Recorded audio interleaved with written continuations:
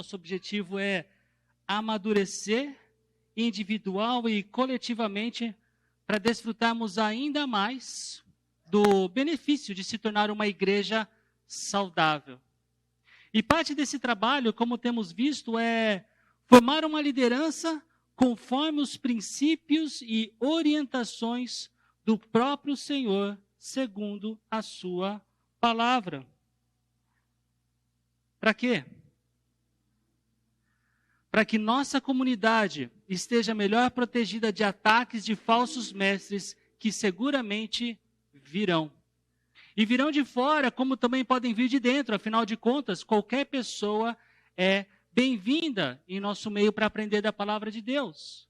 Fato é que, ainda que qualquer pessoa seja bem-vinda, suas bagagens precisam se conformar com o verdadeiro ensino bíblico de acordo com a palavra de Deus, que é viva e eficaz e mais afiada que qualquer espada de 2 gumes. Ela penetra ao ponto de dividir alma e espírito, juntas e medulas, e julga os pensamentos e intenções do coração. No último domingo, nós vimos uma lista de características inegociáveis para a liderança da igreja, para o pastor. Vimos que essa lista, ainda que mandatória para o líder, ela é ideal para todos os irmãos e irmãs. Observe que essas características não se destinam a ser exclusivas dos presbíteros, pois de uma forma ou de outra descrevem o caráter ideal de todos os homens e mulheres cristãos. É por isso que na conclusão da última mensagem eu convoquei todos vocês a comigo se apegarem firmemente à palavra de Deus, tal como ela é. Quando fazemos isso, nós amadurecemos em comunidade, e em comunidade nos preparamos para refutar os falsos ensinos que molestam a igreja. E quando eu digo igreja, eu estou pensando em cada um de nós nos mais diferentes ambientes, não somente aqui, onde semanalmente nos encontramos para adorar a Deus e aprender da sua palavra.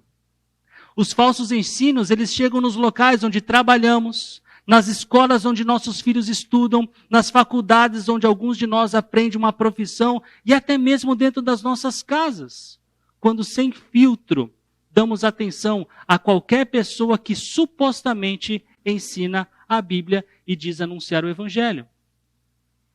A minha convocação ela não foi por menos.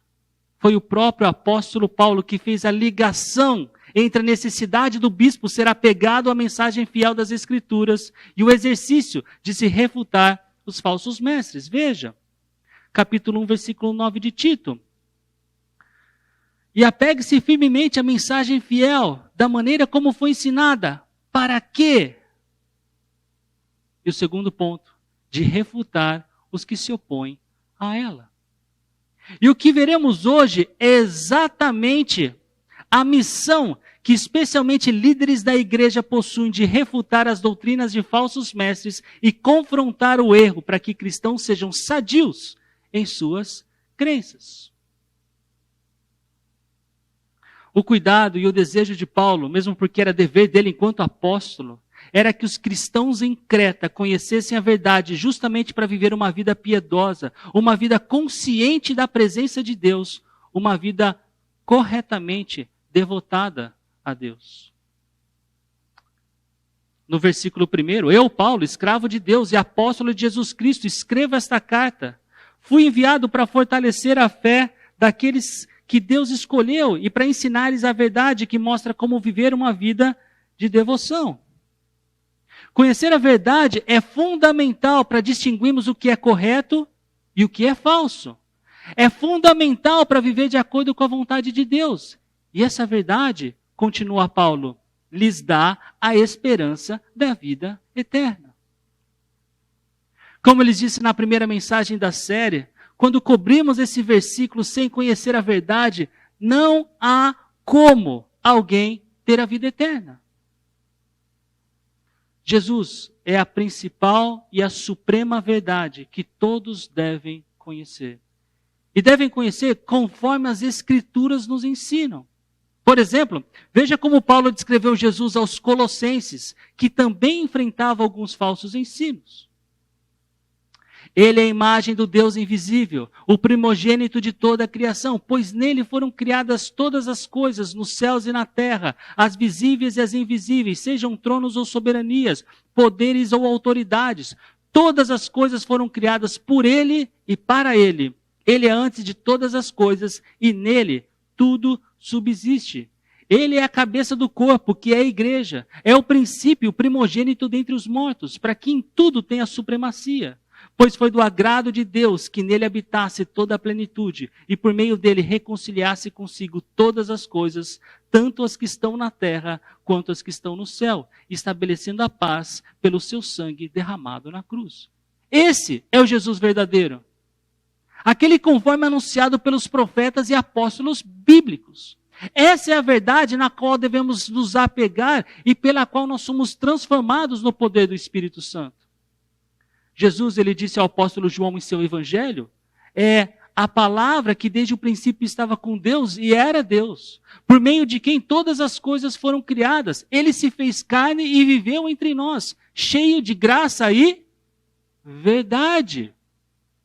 Ele, Jesus, que disse ser o caminho, a verdade e a vida, comprovou ser quem dizia mediante a sua ressurreição. E ele que certa vez disse a judeus que creram nele, se vocês permanecerem firmes na minha palavra, verdadeiramente serão meus discípulos e conhecerão a verdade, e a verdade os libertará.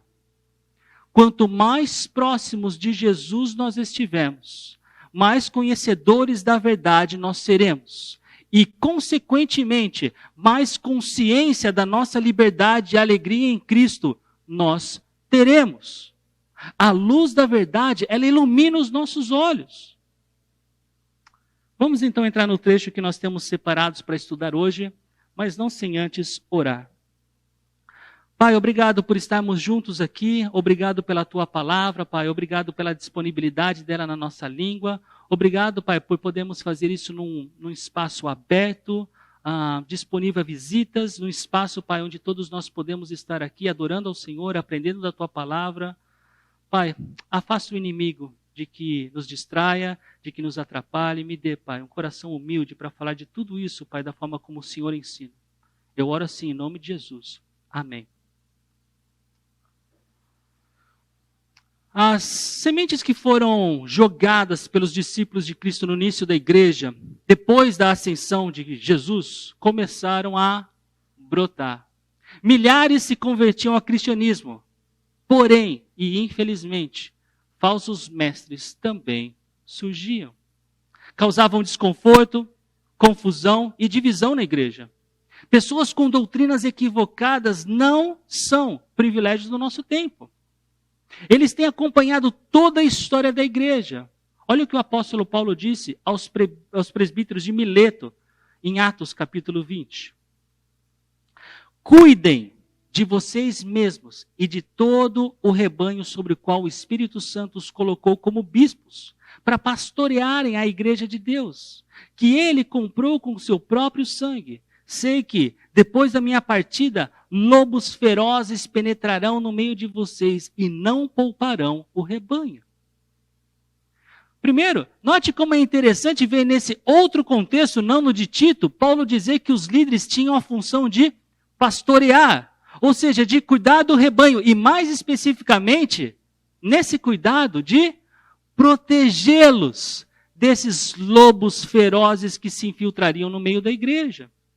A função da liderança é também, nesse pastoreio, de refutar falsos mestres. E isso não era somente em Creta. No Brasil, além da histórica e falsa doutrina da salvação pelas obras, duas outras teologias encontraram solo fértil. A teologia da libertação e a teologia da da prosperidade, que também é conhecida como confissão positiva. Sobre essa última, eu ainda me lembro há cerca de 10 anos, quando um senhor, ele me disse que eu deveria ir para o meu quarto, me ajoelhar e dizer 50 vezes em voz alta, estou curado, estou curado, estou curado. Eu estava num projeto missionário, acampado numa escola onde 50% dos projetistas estavam com piriri. E eu era um deles. E eu não fiz o que ele havia me pedido porque eu conhecia suficientemente Deus para questionar aquele suposto método de cura. Não demorou muito para encontrar o problema das diarreias. Não era uma batalha espiritual, como estavam alegando aqueles irmãos e irmãs. O bebedouro da escola estava cheio de vermes e larvas. Eu vou poupar de vocês de mostrar uma foto. Os falsos mestres, cada vez mais criativos, têm sido enganados e são enganadores. Mas quem eram os falsos mestres em Creta? O que eles ensinavam? Versículo 10. Pois há muitos rebeldes que promovem conversas inúteis e enganam as pessoas. Refiro-me especialmente àqueles que insistem na necessidade da circuncisão. Paulo diz que eles eram rebeldes. Muitos rebeldes. Rebeldes traz a ideia de insubmissão, sem respeito à hierarquia. Alguém que anda fora da linha. E possivelmente aqui, rebelde traz o sentido de que eles eram insubmissos ao evangelho, às orientações e às ordens bíblicas. Eles eram muitos, mas nós não conseguimos saber quantos eles eram. 10, 50, 100, nós não sabemos. Ainda assim, a palavra muitos nos dá uma ideia geral, uma ideia de que eles não podiam ser negligenciados. Não era um grupinho que você pudesse dizer, deixa para lá, já passa. Se não fizessem algo, a igreja sofreria, e sofreria muito. Por quê? Porque além de rebeldes, eles promoviam conversas inúteis e enganavam as pessoas. Eles eram proativos na tarefa satânica que tinham. Apesar de suas conversas serem de conteúdo besta, inútil, eles eram bons de papo. Eles tinham lábia e encantavam as pessoas com suas histórias frívolas. Quem de vocês aqui nunca caiu num papo mentiroso? Num e-mail enganador? Talvez um suposto sequestro anunciado por telefone? Esses caras eram bons, mas estavam trabalhando para o pai da mentira, para o diabo. Timóteo, que foi enviado por Paulo para tratar de assuntos semelhantes em Éfeso, também tinha adversários assim, com essas mesmas características. Rebeldes, eloquentes e enganadores. Aqui em Tito, o grupo de falsos mestres era uma mistura de gentios e judeus, mas Paulo diz que os judeus se destacavam nesse problema. Nas palavras dele, o maior problema vinha especialmente do grupo da circuncisão. E essa é uma expressão que Paulo já havia utilizado outras vezes para se referir ao grupo de judeus, cuja mensagem era o evangelho mais. Era o evangelho mais obras. Evangelho mais dietas. Evangelho mais isso, mais aquilo. É o grupo que não acreditava na graça de Deus. Propagava um evangelho insuficiente. A morte de Cristo não era suficiente, era preciso fazer algo mais. Alguma coisa para se obter a salvação. Em outras palavras, para esses camaradas, a salvação era uma questão de mérito pessoal e não de graça divina. E nós sabemos que não é assim, nunca foi assim. Paulo escreve à igreja de Éfeso e diz, vocês são salvos pela graça, por meio da fé. E isso não vem de vocês, é uma dádiva de Deus. Não é uma recompensa pelas práticas de boas obras, para que ninguém venha se orgulhar. Ninguém vai estar no céu em razão do que fez, do que faz. Só estarão no céu aqueles que creram naquilo que Cristo fez. E como eu disse, por serem proativos, não é que eles acreditavam em alguma coisa que não era verdade e estavam dispostos a aprender o correto. Não! Eles tinham convicção da mentira, que acreditavam e passavam isso adiante. Por quê? Porque queriam lucrar com isso. famílias estavam sendo destruídas por causa do ensino desses falsos mestres, que faziam o que faziam por dinheiro. Faziam o que faziam por ganância. No ano em que Karen e eu nos casamos, alguns outros amigos também do nosso meio se casaram. E por sermos todos recém-casados, nós começamos uma koinonia, um grupo no lar, que pudesse dar subsídios para sermos melhores maridos e esposas. Abro um parênteses aqui. Nós temos incentivado muito que todos vocês participem de um grupo assim. Se vocês ainda não fazem parte de um grupo de koinonia, no final do culto, fala comigo ou fala com o Robson. Desejamos muito que você tenha essa oportunidade e cresça nesse meio. Enfim, em menos de 5 anos naquele grupo, eu fechei o parênteses. Em menos de 5 anos naquele grupo, eu não me lembro exatamente quanto tempo foi, mas eu sei que foi menos de 5 anos. Um dos maridos desse grupo, ele começou a se envolver com uma outra denominação, cujo foco do culto era pedir dinheiro. E ele se envolveu com aquilo e acreditou naqueles falsos mestres. E por causa disso, ele chegou ao ponto de dar a sua própria aliança de casamento como oferta. Obviamente que não foi para Deus, mas foi para aqueles falsos mestres que hoje até possuem um canal na televisão. O apóstolo Paulo disse: é preciso fazê-los calar. Amorosamente, precisamos dizer que esse tipo de gente não pode ter espaço no nosso meio. Esse tipo de gente precisa ser refutada. Esse tipo de gente precisa calar a boca. Esse tipo de gente não trabalha em prol do reino de Deus, mas para os seus próprios desejos, para os seus próprios umbigos. Se nós não tomarmos a postura de prevenir essas pessoas de ensinarem, nós correremos o risco de ver famílias inteiras partindo para um rumo diferente. Não para um rumo de maturidade, como desejamos, mas para um rumo de calamidade. Vale a pena agora parar um pouquinho e tentar aplicar o contexto do nosso texto à nossa realidade. Ainda que todos nós precisemos crescer em conhecimento da palavra de Deus, quem o texto diz ser o responsável por refutar as pessoas que se opõem à mensagem bíblica é o pastor. Ele é o responsável. E de fato, Tito está à procura de alguém assim para as igrejas que foram plantadas na ilha de Creta, ainda carentes de uma liderança estruturada. Acho interessante que, na verdade, o que Tito procurava não era exatamente uma pessoa que soubesse refutar todo o falso ensino, mas uma pessoa que tivesse plena convicção da verdade que é ensinada nas Escrituras. Eu não tenho todas as respostas que eu gostaria de ter. O Abdênego, que hoje é co-pastor comigo aqui, mais experiente, com mais tempo de estudo bíblico do que eu, também não sabe refutar todas as mentiras que inventam para desacreditar a verdade de Deus e ofender o nome do nosso Salvador.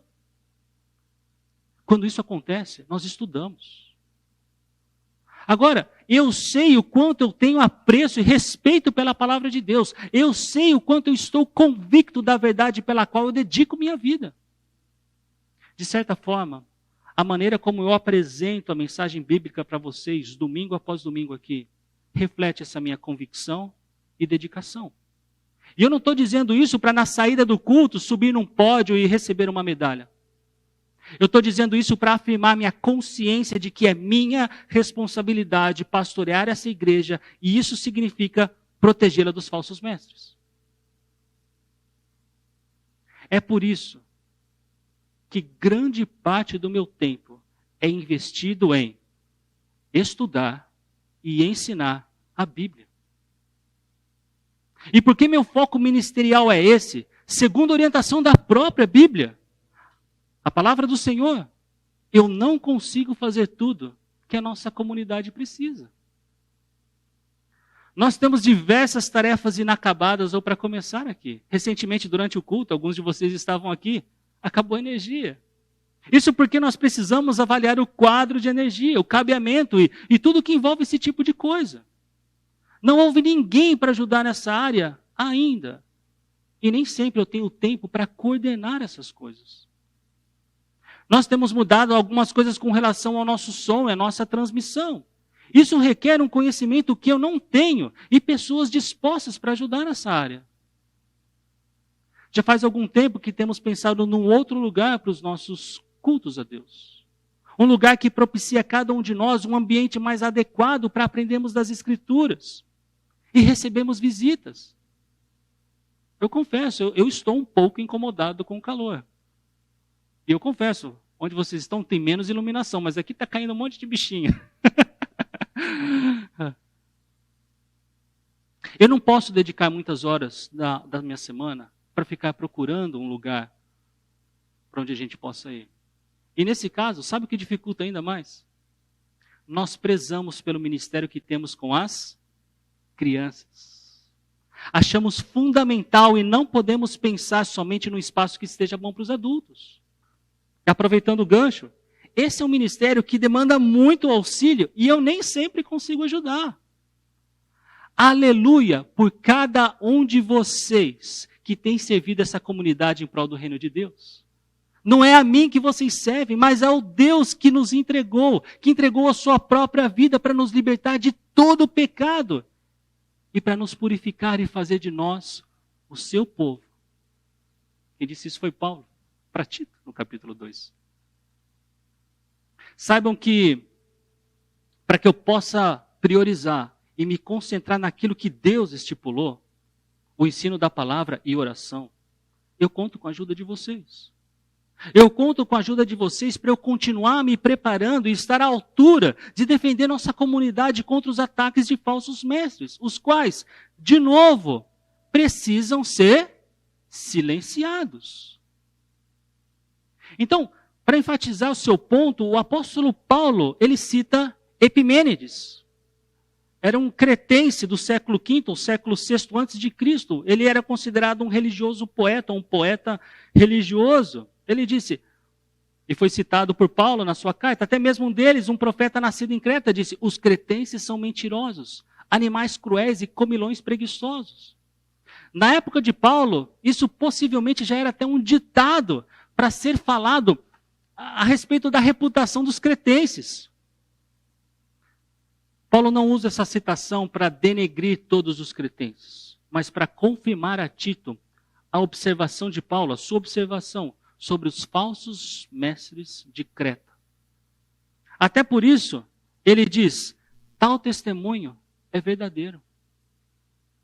E porque era verdadeiro, Paulo conclui, os falsos mestres precisam ser severamente repreendidos. E apesar do peso dessa expressão, severamente repreendidos, notem o objetivo da repreensão. Era para que eles fossem sadios na fé, para que eles fossem resgatados de suas rebeldias, de suas conversas inúteis, de suas enganações, que eles realmente entendessem e genuinamente crescem no Evangelho. E como foi comentado, ao lidar com o erro na igreja, o objetivo principal deve sempre ser a correção e restauração daqueles que ensinam o erro. Nós não podemos pegar leve com aqueles que tentam nos enganar, mas não podemos nos esquecer que nossa seriedade deve ser acompanhada da mesma esperança que nos alcançou. Nós éramos cegos e vivíamos de acordo com o que acreditávamos ser verdade, até Deus abrir os nossos olhos. E pela fé, conseguimos enxergar a realidade. Ter em mente que essas pessoas podem ser transformadas por Deus não significa que devamos aceitar os erros. Significa, sim, que é imperativo que nós os exortemos e eles se arrependam de ensinar falsas doutrinas, um falso evangelho, um falso Jesus. Esse arrependimento pode ser visto numa mudança de motivações e atitudes. A cobiça deles deve cessar. A mentira deve acabar. As enganações devem ser suspensas. As conversas inúteis devem terminar. O falso evangelho deve ser abandonado. Eu tenho um amigo que pastoreia uma igreja no Paraná. E antes de ele ser enviado para lá, ele falava muito de uma comunidade cristã relativamente grande na cidade, cujo foco era alcançar a mocidade da cidade. Eu não sei se ainda é, mas naquele tempo era. Ele falava muito das heresias dessa igreja, as coisas que eles cometiam por lá. Hoje, porque alguém se importou, porque alguém teve coragem, porque alguém os repreendeu, porque alguém os influenciou e ajudou, essa comunidade anda no caminho da verdade. Não é o único caso que eu conheço onde aconteceu algo assim. Mas, infelizmente, é mais comum ouvir de igrejas saudáveis ficando doentes, trazendo para dentro uma teologia estranha à da Bíblia e uma cultura que abraça sem filtros a mentalidade desse mundo, do que o contrário. De tempos em tempos, eu me encontro com um outro pastor aqui em Paulo Afonso, um amigo. E nós compartilhamos alguns dos nossos desafios, alguns dos nossos acertos, alguns dos nossos erros. Nós oramos juntos e juntos tentamos construir ideias para que as igrejas que pastoreamos sejam instrumentos de Deus, para que outras comunidades sejam influenciadas com a verdade pela qual lutamos e pregamos. Nós queremos, e eu já falei isso para vocês diversas vezes, que todas as comunidades cristãs da nossa cidade sejam sadias na fé. No tempo de Paulo, em Creta, isso significava especialmente que os falsos mestres precisavam deixar de dar ouvidos a mitos judaicos e às ordens daqueles que escolheram o rumo da calamidade ao invés do arrependimento. Daqueles que já tinham escolhido o caminho da mentira, se desviado da verdade. Nós não sabemos precisamente quais eram esses mitos dos quais Paulo se refere. Ali no texto só diz que eles eram judaicos. Mas pelo significado da palavra mito, nós entendemos que se refere a contos fantasiosos, ao invés de ser uma narrativa baseada em fatos. E nas palavras do teólogo Robert Yarbrough, nem sei falar direito o nome desse cara, ele diz: por mitos judaicos, ele estaria se referindo a histórias circuladas por professores judeus ou em círculos judaicos que faltavam base em fatos legítimos e que estavam distraindo os congregados cristãos das doutrinas que eles precisavam afirmar e viver. Então percebam, esses mitos judaicos distraíam os irmãos e as irmãs da igreja da verdadeira doutrina. E isso é muito perigoso. E quando eu penso nisso, eu penso em histórias do nosso tempo como a rosa consagrada, o sabonete de arruda, a pedra de Davi, a vassoura ungida e tantas outras histórias que realmente soam como mitos, de tão sem pé e nem cabeça, mas que infelizmente encantam e ainda, ou encantaram e ainda encantam milhares de pessoas. Esse mesmo comentarista, teólogo, no seu comentário ele cita um outro teólogo que diz: os mitos não eram apenas histórias ou apenas histórias sobre o que nunca aconteceu. Eram histórias em que seus autores forçavam sua própria conduta imoral aos deuses ou seduziam seus ouvintes a atos malignos em precedentes divinos. O mito não era qualquer historinha da carochinha. Elas eram histórias que afastavam os crentes da sã doutrina em direção a atos imorais, idólatras e malignos. Colocavam os crentes rumo à calamidade. Eu não sei quantos de vocês já ouviram falar de uma seita chamada Meninos de Deus. Só por curiosidade, quantos de vocês já ouviram? Levanta sua mão, por favor. Ok, eu ouvi 2 mãos levantando. Não é um mito judaico. É um grupo que se diz cristão e que depois ele veio ser conhecido como a família. E eu conheci pessoalmente uma moça que fez parte dele. Que horror. Que tristeza. Que dureza foi arrancá-la desse meio que em nada era cristão. Era puramente satânico. Pesquise em casa sobre essa seita. Coloca no Google, no Alta Vista ou no seu procurador. meninos de Deus, eu vou citar para vocês uma frase de uma ex-participante para lhes dar uma noção do que eu estou dizendo. Ela disse, não essa moça que eu conheci, mas porque isso já foi público, eu acho que já até passou coisa tipo Globo Repórter ou Fantástico, mas ela disse, aprendíamos a fazer sexo antes mesmo de sabermos escovar os dentes. Eu acho que com essa frase vocês têm noção do que acontecia nessa seita. O que faz com que as pessoas permaneçam em grupos assim e ajam assim, não são qualquer historinhas. São mitos bem contados por pessoas eloquentes, enganadoras e cobiçosas. Mas além da necessidade de deixarem de dar ouvidos a mitos judaicos para serem uma comunidade cristã sadia, era necessário deixar de lado as ordens daqueles que se desviaram da verdade. E a expressão em grego é literalmente ordens de homens. Entolais antropon, que nos remete ao texto de Isaías 29:13, que diz, o Senhor diz, esse povo se aproxima de mim com a boca e me honra com os lábios, mas o seu coração está longe de mim. A adoração que me prestam só é feita de regras ensinadas por homens. E Jesus, ele citou essa passagem quando ele debateu com os fariseus sobre o que tornava o homem puro ou impuro, lá no capítulo 7 de Marcos. E na ocasião, Jesus disse o seguinte nos versículos 7 e 8. Em vão me adoram, seus ensinamentos não passam de regras ensinadas por homens. Vocês negligenciam os mandamentos de Deus e se apegam às tradições dos homens. Percebam que essas ordens de homens eram as tradições que eram impostas como sendo mais importantes do que os próprios mandamentos de Deus. As pessoas pensavam que isso as colocavam mais próximas de Deus, quando na verdade desviavam as pessoas da verdade. Jesus disse que essas regras humanas anulavam ou invalidavam a palavra de Deus, no versículo 13 de Marcos 7. Não se enganem. Regras criadas por homens não transformam o coração, não faz de ninguém mais santo. Ir de paletó à igreja, não poder assistir televisão, não poder comemorar aniversário, não poder praticar esportes, tem que usar uma edição específica da Bíblia, não poder fazer aquilo ou isso. Se foi homens que criaram, então não são mandamentos de Deus e, portanto, não nos faz mais santos, como é santo aquele que nos salvou. E se vocês acharam que os meus exemplos foram ridículos, saibam que eles são reais. E reais aqui em Paulo Afonso também.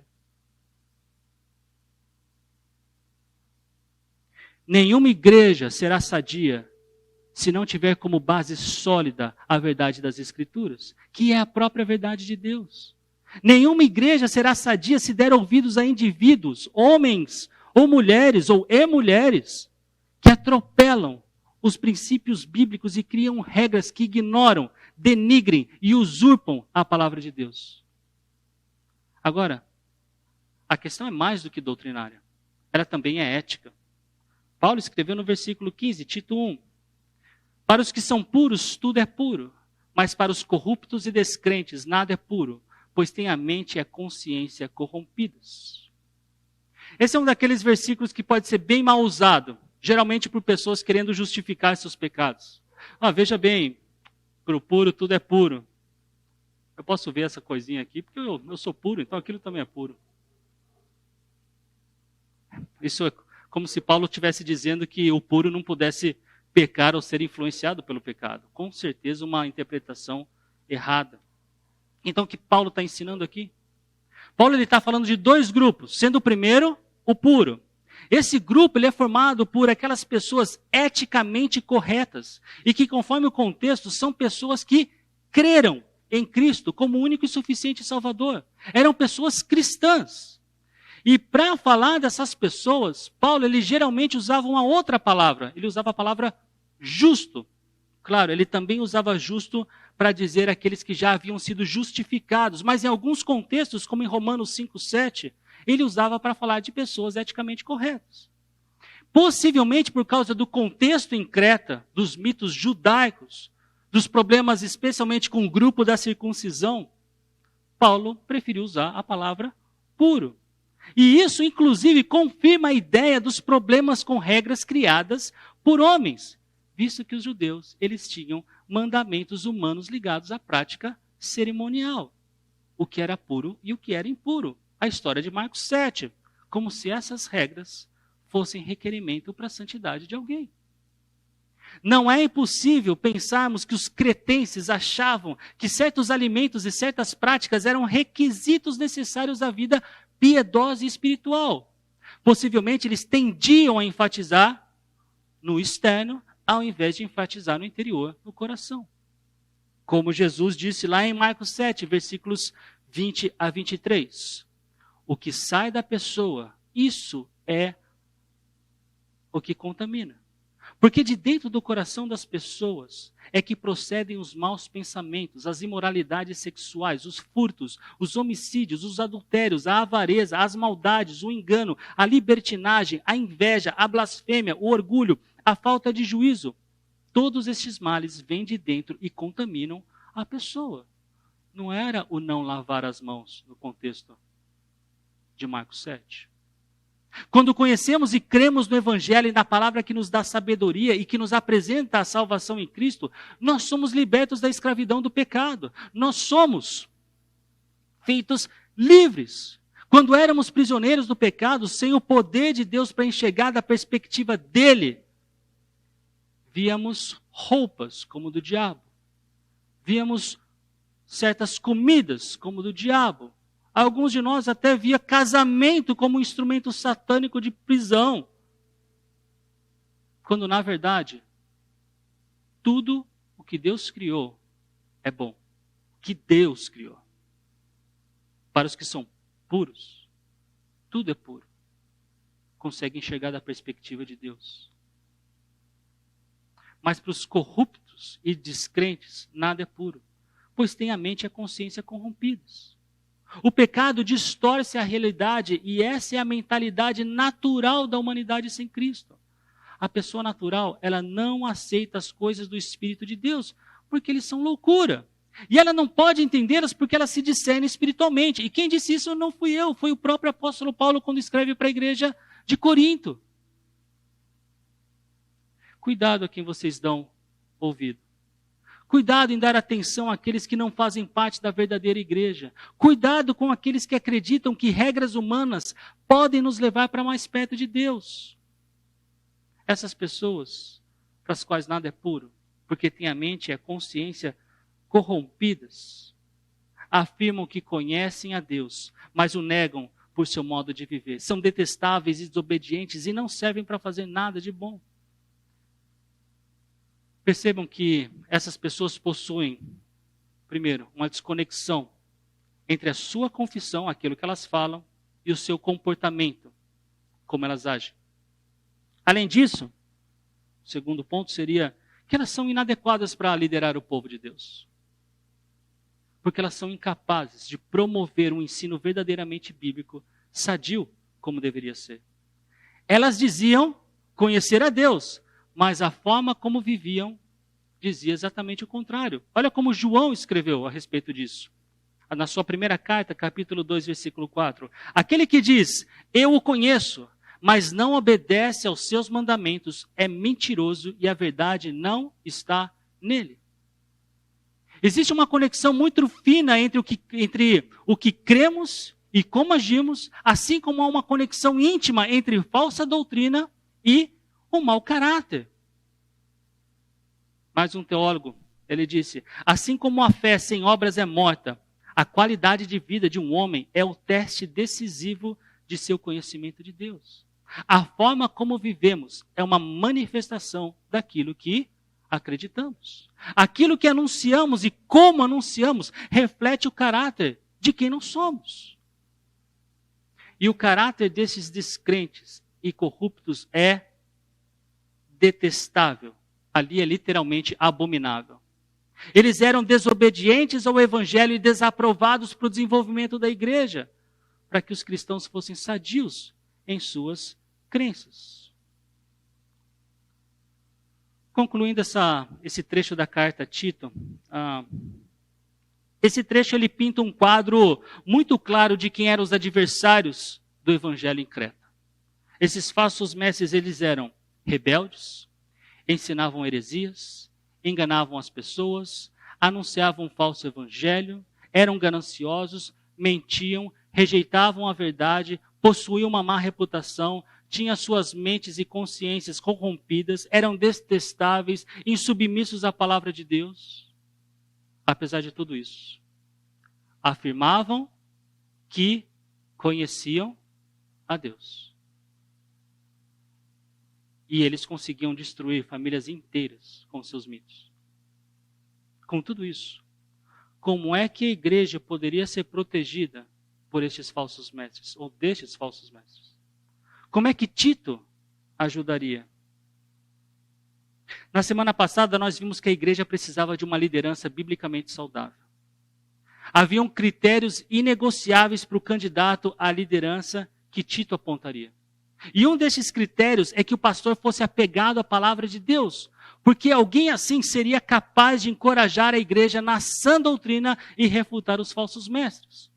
Hoje, vimos que esse candidato, esse futuro líder, conhecedor do caráter desses enganadores, ele procuraria silenciá-los de uma forma sábia e piedosa, enquanto Tito, o comissário do apóstolo Paulo, os repreenderia severamente.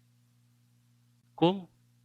Possivelmente anunciando a verdade do evangelho, para que aqueles inimigos de Deus, como da nossa forma também já fomos, pudessem se arrepender de seus caminhos e viver pela verdade, sob a luz de Cristo.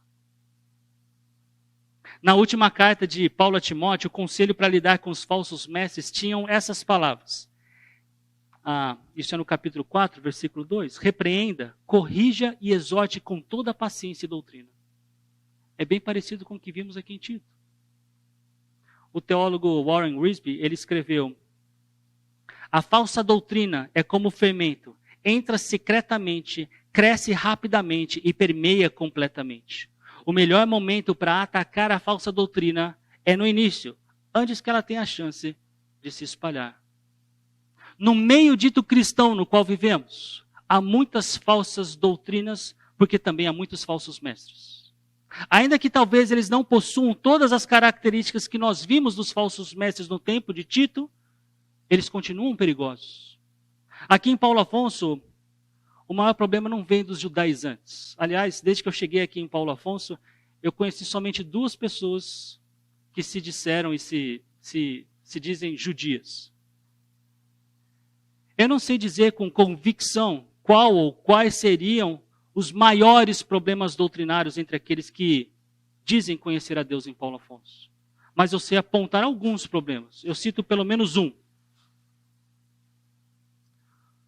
O mais visível é que existem denominações ditas cristãs, mas elas são seitas. Elas usam o nome de Cristo, usam a Bíblia, mas suas doutrinas não são fidedignas às Escrituras. Uma diz que precisa guardar o sábado e quem não guarda tem um sinal da besta. A outra diz que precisa ser batizado para ser salvo. A outra diz que Jesus não era o próprio Deus encarnado. A outra diz que para sermos salvos nós precisamos fazer boas obras. Uma outra ainda existe para arrancar até o último centavo da sua carteira. Algumas começaram a parecer mais um show gospel, uma palestra de coach, do que realmente um culto a Deus. A nossa única proteção contra as mentiras do diabo é a verdade de Deus. E como eu tenho dito, nossa comunidade está no processo de formatação de uma liderança que ajudará cada um de nós em nossos papéis, com os nossos dons e talentos, aqui na Igreja Fonte. Graças a Deus, entre nós há diversas pessoas maduras o suficientes para discernir esses falsos mestres e equipar nossa comunidade com as verdades de Deus. Mas todos nós precisamos nos apegar firmemente à palavra de Deus. Todos precisamos crescer para que o corpo cresça. Antes de finalizar, esse é o último slide. Eu peço que, por favor, se lembrem de orar por mim. Orem por mim porque a responsabilidade é grande. Há muitos falsos mestres e eu não quero que nenhum de vocês seja influenciado por eles. Orem por mim para eu priorizar o que precisa ser priorizado. Orem por mim porque eu também posso ser influenciado e vocês também são instrumentos de Deus para que eu persevere na verdade. E vamos todos orar pela nossa comunidade, pela Igreja Fonte. Eu também sonho que nós possamos ser um celeiro de pessoas biblicamente qualificadas para continuarmos com o projeto de Deus de expansão do reino dele. Por meio do plantio de mais igrejas sadias. Vamos orar. Senhor, eu te agradeço. Eu te agradeço porque o Senhor tem permitido que nós juntos possamos refletir na tua palavra, verificar aquilo que acontecia quando, nesse caso, Paulo escreveu para Tito. E tentar de alguma forma, Pai, transpor isso para os nossos dias e entender como aplicá-la. Ajude-me, Senhor, a ter sabedoria, a ter discernimento, a ter coragem e a proteger, Pai, essa comunidade dos falsos ensinos.